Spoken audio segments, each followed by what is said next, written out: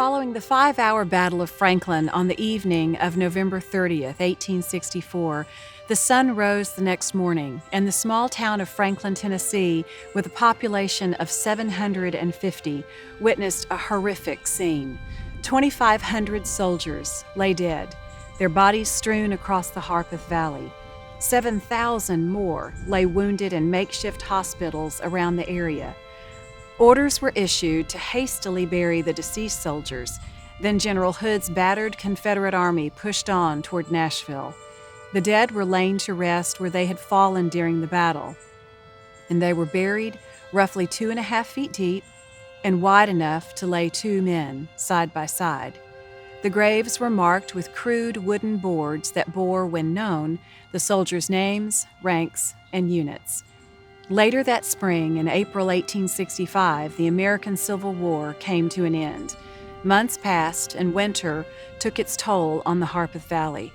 Following heavy rains in the spring of 1866, the condition of the graves were deteriorating. Something had to be done. The fallen soldiers needed a permanent resting place. So a group was formed in order to facilitate the removal of the dead from the battlefield, of which John McGavock of Carnton was a member.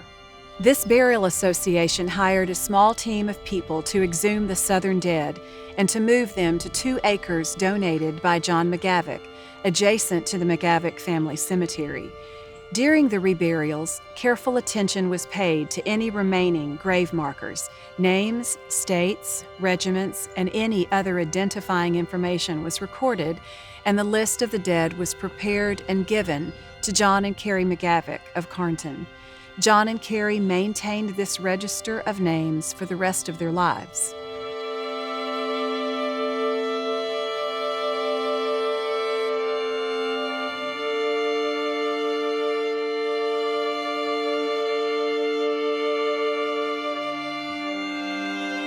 Even today, descendants of the soldiers buried here still visit the final earthly resting places of their beloved relatives. In addition, people come from every corner of America and even across oceans to walk the hallowed ground where so many courageous men laid down their lives for their country, a country divided, a country that was nearly torn asunder over issues that still resonate in our nation today.